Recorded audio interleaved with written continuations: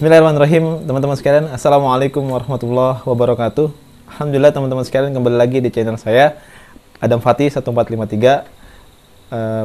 Pertama-tama puji syukur senantiasa selalu kita panjatkan kepada Allah Subhanahu wa taala. Begitupun juga selawat serta salam kita haturkan kepada baginda Nabi besar Muhammad sallallahu alaihi wasallam.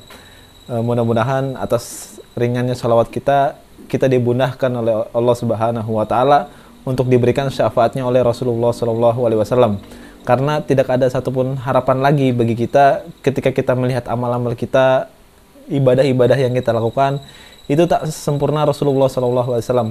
Maka Rasulullah Shallallahu Alaihi Wasallam itu memiliki yang namanya syafaat untuk umatnya di yaumil kiamat, dan mudah-mudahan kita semua mendapatkan itu semua untuk memasuki surga Allah Subhanahu Wa Taala bersama Rasulullah Shallallahu Alaihi Wasallam. Amin.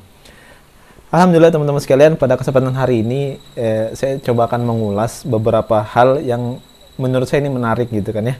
Karena memang ada hubungannya juga dengan perjalanan mu'alaf saya. Tapi mungkin hari ini atau kali ini beda konteks ya. Sorry. Karena hari ini saya coba akan menanggapi sebuah video seseorang. Sebenarnya gini teman-teman sekalian, sebelumnya saya tuh udah lama pengen membuat video seperti ini atau membuat tanggapan dengan video ini, cuman saya lupa gitu kan ya. Alhamdulillah di kolom komentar ada yang mengingatkan saya, Mas, coba Mas kalau bisa tanggapi tentang Mas Luis Prasetyo, tentang tanggapan Mas Luis Prasetyo kepada saya gitu ya. Dan dia buat konten, dan di konten itu ada video saya, dia mengutip video saya, kemudian dia menjelaskan tentang mengulas habis tentang video saya waktu itu. Nah, kesempatan hari ini saya coba akan mengulas tentang videonya Mas Luis Prasetyo yang dimana dia ini beberapa mengulas video saya ketika saya pertama kali rekaman dengan ngaji cerdas gitu kan ya. Pada waktu itu memang betul konteks yang disampaikan oleh Mas Prasetyo bahwa saya itu ketika masuk Muslim itu karena terpengaruh sama teman-teman semua, teman-teman sekitar saya waktu itu kan ya. Artinya kemusliman saya pada saat waktu itu memang karena mayoritas di umur 10 tahun itu ya, ingat baik-baik ya. Tahan kata-kata saya di umur 10 tahun. Karena di video ngaji cerdas saya mengatakan bahwa kemusliman saya pada saat waktu 10 tahun itu nggak produktif.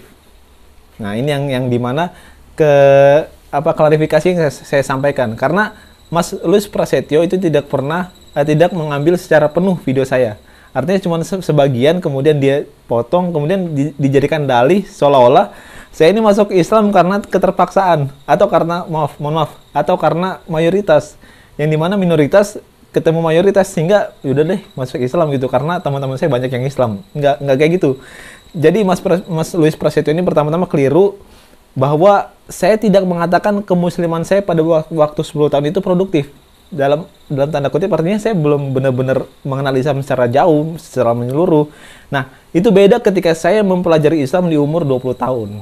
Artinya ketika 20 tahun itu saya benar-benar berpikir bahwa nggak ada lagi agama yang paling benar kecuali Islam. Nah, dari umur 20 tahun sampai sekarang inilah dimana masa-masa produktif saya. Makanya saya bilang di umur 10 tahun saya itu nggak produktif. Nah, ini pertama yang klarifikasi yang saya sampaikan kepada teman-teman sekalian terkait dengan video saya diulas oleh Mas Luis Prasetyo.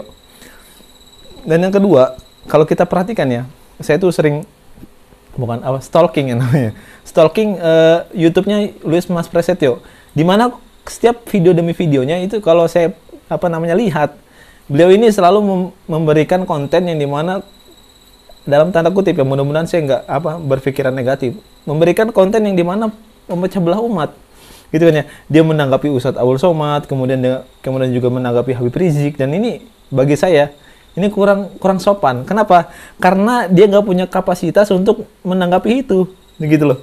Nggak punya kapasitas untuk menanggapi seorang ulama yang dimana ulama itu punya banyak ilmu, sedangkan dia aja bukan Muslim gitu kan. Pertama-tama, tapi dia mencampur adukan antara Kristen dan Muslim, dan itu kayak seolah-olah ya memecah belah, diadu domba gitu kan ya. Saya nggak ngerti apa maksudnya ya. Yang jelas Mas Luis ini kalau saya tahu, yang saya ketahui bahwa dia ini adalah Kristen gitu kan ya, non Muslim. Dan dia mengaku bahwa dia itu adalah pendakwah Kristen, Masya Allah. Itu kalau bahasa kita ya. Nah, jadi jelas ya, jadi kemusliman saya bukan karena saya itu tinggal di mayoritasnya Muslim, kemudian saya masuk Islam, enggak. sama sekali enggak. Itu cuman awal-awal saja. Dan itu juga saya juga gini, saya juga kurang sepakat walaupun kemusliman seseorang itu sah-sah aja ketika dia berinteraksi dengan mayoritas muslim kemudian dia masuk Islam. Kalau dia mualaf itu sah-sah aja. Cuman ini kurang produktif. Makanya saya kurang begitu sepakat dengan kemusliman seperti ini. Makanya saya bilang di video-video saya bilang berpikirlah pakai akal kamu untuk menemukan Tuhan sehingga kamu tidak berpaku dengan apapun. Keimanan yang produktif itu ketika apapun yang akan terjadi itu akan tetap beriman kepada Allah Subhanahu wa taala. Kalau kita beriman terhadap mayoritas yang ada muslim karena mayoritas muslim terus kita masuk Islam, kalau sudah tidak mayoritas apa yang akan terjadi? Kemungkinan kita bakal kafir lagi gitu kan ya. Karena kemusliman seseorang diukur dengan mayoritas dan itu nggak produktif. Sama kalau misalnya kita bilang ya, kemusliman orang karena orang tuanya muslim misalnya. Ya sama juga kalau orang tuanya keduanya sudah wafat, apakah dia masih muslim? Belum tentu. Tapi kalau ketika kemusliman seseorang itu terjadi karena dia berpikir, kemudian dia tenang jiwanya, maka tidak ada alasan sekalipun dia dimanapun dia berada, kapanpun dia pasti akan selalu beriman kepada Allah Subhanahu Wa Taala tanpa alasan yang materialistis yang terlihat oleh mata gitu kan ya. Tapi karena saya berpikir, maka saya nggak akan saya juga kemusliman saya jadi seolah-olah kayak nggak ada alasan lagi untuk nggak berislam. Jadi kemusliman itu diukur dengan perilaku yang diajarkan oleh Islam gitu kan ya. Dan keimanan yang tadi saya bilang dengan mayoritas kemudian dengan keturunan ini itu kurang produktif. Makanya saya kurang sepakat di situ gitu kan ya. Nah, sekali lagi buat Mas Luis, saya sebenarnya gini ya. Saya itu nggak ada masalah sama beliau, saya juga belum kenal beliau, saya juga pengen ketemu kalau di ada ruang gitu kan ya. Kalau ada akses saya pengen bertemu sama beliau, kita sharing bareng, kita duduk, kita ngopi bareng, bisa. Saya pengen gini loh, kita tuh nggak perlulah ibaratnya mengoreksi agama orang lain gitu kan. Kalau Mas Prasetyo itu meninggikan arti toleransi, maka toleransi itu harus diletakkan pada posisinya. Di mana toleransi yang paling baik adalah membiarkan agama lain dengan kepercayaannya dan tanpa harus ikut campur. Itu arti toleransi sebenarnya kan, tanpa ada paksaan sedikit pun dan tanpa ada penjelekan satu sama lain. Gitu loh.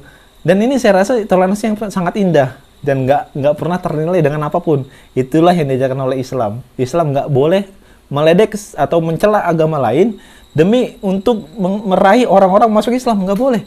Islam agama yang sempurna, Islam agama yang mahal gitu kan ya. La ikraha fid din, jangan paksa orang kalau dia mau masuk Islam, jangan. Suruh dia berpikir, kemudian dia menemukan dengan keikhlasan hatinya, maka terimalah, Islam akan menerima dia. Begitu, bukan karena paksaan atau bukan karena merendahkan agama lain kemudian dia masuk Islam, enggak. Islam nggak pernah mengajarkan seperti itu.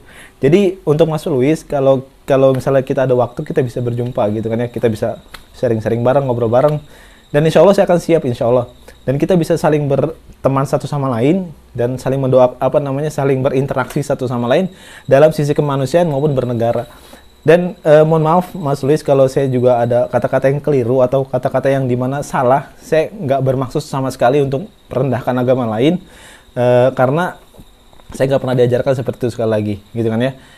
Baik, mungkin teman-teman sekalian mungkin itu aja ya, karena mohon maaf kalau saya agak berapi-api gitu kan ya, atau rada emosional terlalu terlihat, karena memang udah lama saya pengen bikin video seperti ini gitu kan ya. Baik teman-teman sekalian, mudah-mudahan ada manfaatnya dari video ini.